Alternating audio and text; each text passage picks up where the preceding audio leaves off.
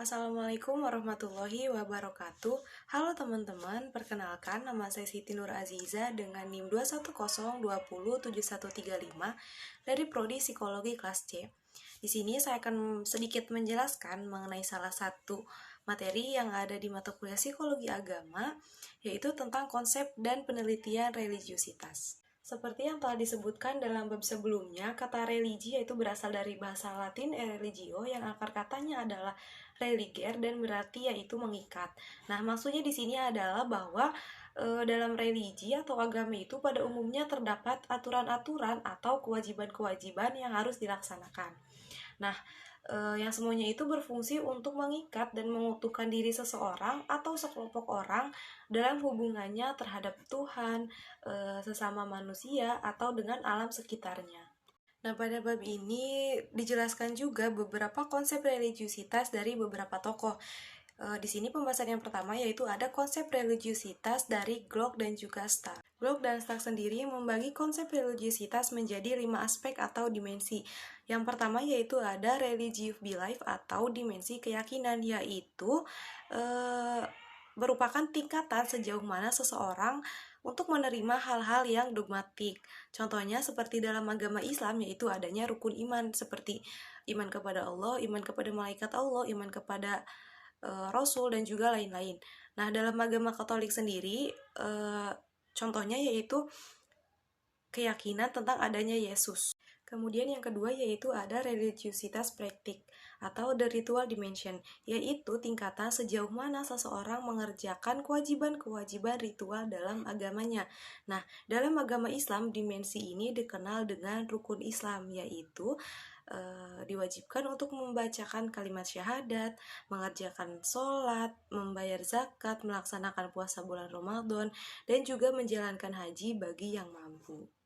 Yang ketiga ada religious feeling atau dimensi pengalaman dan penghayatan beragama, yaitu perasaan-perasaan atau pengalaman-pengalaman keagamaan yang pernah dialami dan dirasakan oleh seseorang.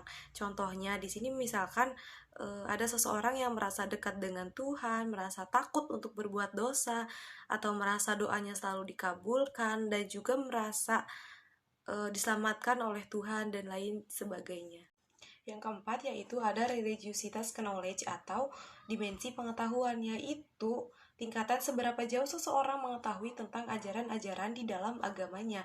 Contohnya di dalam agama Islam sendiri, termasuk di dalam pengetahuan tentang ilmu fikih, ilmu tauhid, dan juga ilmu tasawuf. Nah, di dalam agama Katolik yaitu pengetahuan utama dalam memahami Alkitabnya.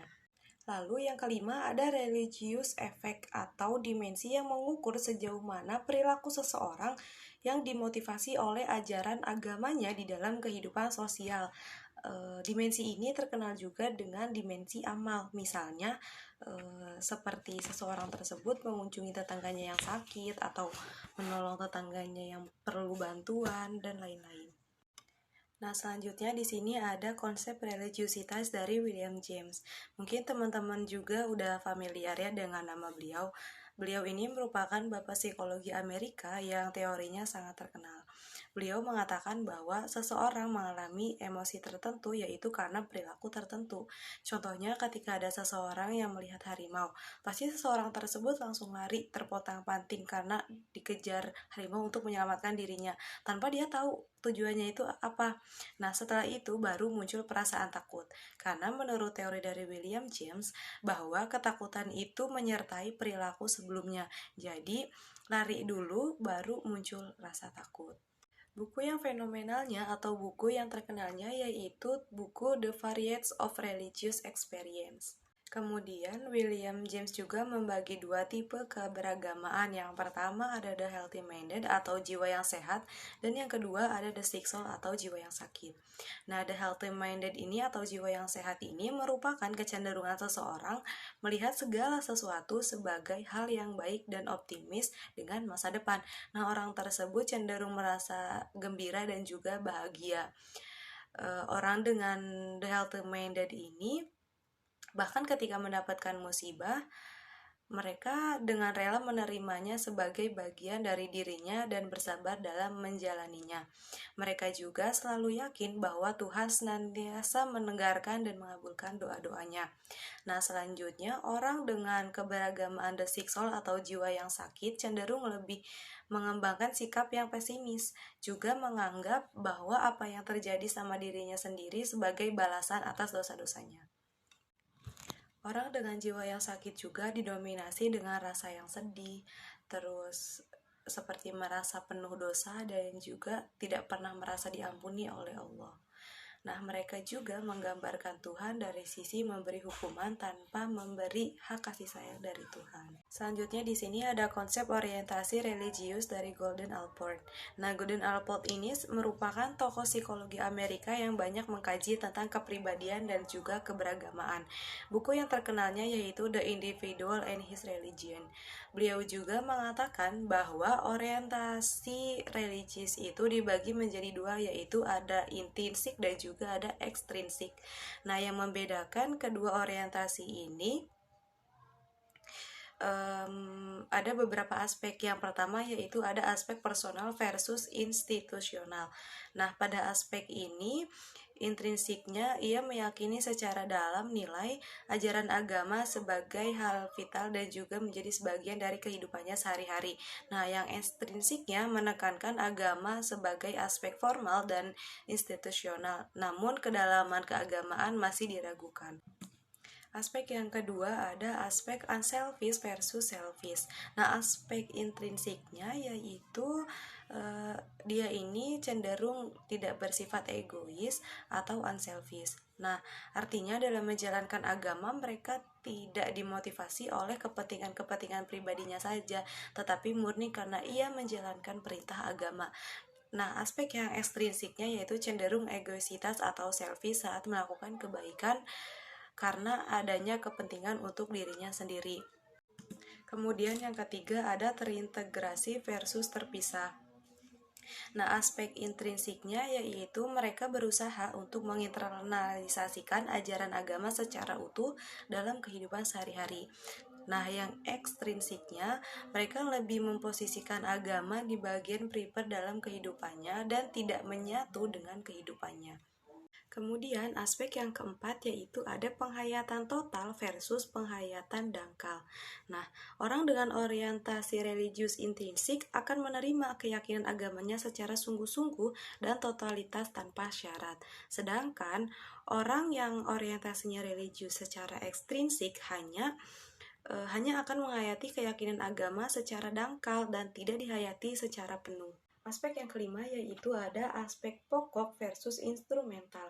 Nah, orang dengan orientasi religius intrinsik akan menjadikan agama sebagai tujuan akhir dalam hidupnya. Sedangkan orang dengan orientasi religius yang ekstrinsik akan menggunakan agama untuk mendapatkan keuntungan pribadi, status, dan juga kedudukannya di sosial.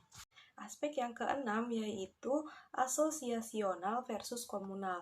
Nah, orang yang memiliki orientasi religius yang intrinsik akan memiliki keterlibatan dalam kehidupan beragama yang sangat dalam untuk mencari nilai-nilai transendental yang lebih tinggi. Sedangkan orang yang memiliki religiusitas ekstrinsik akan berafiliasi dengan suatu kelompok agama sebagai usaha untuk memperluas jaringan sosial dan untuk memperkuat status sosial mereka di masyarakat. Kemudian, aspek yang terakhir yaitu ada dinamis versus statis. Orang yang memiliki orientasi religiusitas intrinsik akan selalu berusaha untuk menjaga perkembangan iman mereka agar jangan sampai menurun. Nah, sedangkan orang yang memiliki orientasi beragama yang ekstrinsik tidak begitu memperdulikan perkembangan keimanannya. Baik, selanjutnya masuk ke slide yang terakhir. Nah, selain dari konsep yang dikemukakan oleh beberapa tokoh tadi yang telah dijelaskan dan disebutkan, ternyata masih banyak konsep religiusitas lain yang dikemukakan oleh para ahli psikologi agama. Di sini ada yang menurut Allen dan juga Spilka. Allen dan juga Spilka ini membagi religiusitas itu menjadi dua, yaitu ada committed religion dan juga ada consensual religion. Nah, committed religion ini dalam keberagamaan orang menggunakan perspektif yang abstrak dan juga filosofis. Sedangkan yang consensual religion merupakan orang dengan tipe keberagamaan yang berusaha menyederhanakan agama secara kognitif saja dan pemahamannya tidak terdiferensiasi dengan baik. Kemudian ada konsep religiusitas dari Erich Fromm. Nah, Erich Fromm ini mengemukakan ada dua model keberagamaan. Yang pertama yaitu ada authoritarian religion, yaitu keberagamaan yang bersifat otoriter. Kemudian yang kedua yaitu ada humanistic religion, yaitu keberagamaan yang bersifat humanistik, yang mempunyai ciri-ciri antara lain berpusat pada diri manusia dan kekuatannya. Kemudian konsep yang ketiga yaitu ada konsep religiusitas dari Richard Lenski. Lenski ini adalah seorang ahli teologi yang menulis beberapa jilid buku tentang interpretasi Injil Perjanjian Baru. Nah, beliau membagi religiusitas menjadi dua tipe. Yang pertama yaitu ada doctrinal ortodoksi, yaitu religiusitas yang menekankan pada pemahaman dan pelaksanaan doktrin-doktrin agama yang tertulis. Yang kedua yaitu ada devotionalism, yaitu keberagamaan yang menekankan pada pentingnya hubungan antar manusia dengan Tuhan yang bersifat pribadi. Kemudian konsep yang ketiga yaitu ada konsep religiusitas dari Richard Lenski. Lenski ini adalah seorang ahli teologi yang menulis beberapa jilid buku tentang interpretasi Injil Perjanjian Baru. Nah, beliau membagi religiusitas menjadi dua tipe. Yang pertama yaitu ada doctrinal ortodoksi, yaitu religiusitas yang menekankan pada pemahaman dan pelaksanaan doktrin-doktrin agama yang tertulis. Yang kedua yaitu ada devotionalism, yaitu keberagamaan yang menekankan pada pentingnya hubungan antar manusia dengan Tuhan yang bersifat pribadi. Kemudian konsep yang terakhir yaitu ada konsep dari Walter Huston Clark. Nah, Clark ini mengemukakan ada 3 bentuk perilaku beragama, yaitu yang pertama ada primary religious behavior, yaitu perilaku beragama yang didasari oleh pengalaman batin yang otentik atau pengalaman langsung tentang Tuhan. Kemudian yang kedua ada secondary religious behavior, yaitu perilaku beragama yang kemungkinan mempunyai sumber pengalaman primer tetapi menekankan rutinitas dan pelaksanaan kewajiban agama dengan penghayatan yang kurang utuh. Nah, yang terakhir yaitu ada tertiary religious behavior, yaitu tentang perilaku beragama yang sangat menekankan rutinitas dan ritualistik semata tanpa ada penghayatan secara pribadi. Nah, mungkin segitu saja pemaparan materi yang bisa saya sampaikan. Kurang dan lebihnya saya mohon maaf. Wassalamualaikum warahmatullahi wabarakatuh.